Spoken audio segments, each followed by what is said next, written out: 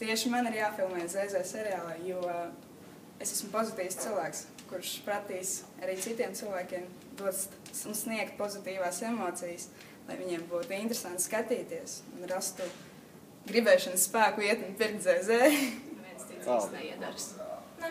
Varētu jau ielikt, protams, bet tas tomēr nebūtu tas. Jā. Man būtu jāfilmē ZZ seriālā, tāpēc, jo man ļoti to gribās un man patīk no televīzijā. Es protu staigāt uz stikliem, neviens to īsti neprot darīt. Es varu iemācīt arī pārējos staigāt uz stikliem un protu arī ļoti labi spēlēt pīlā.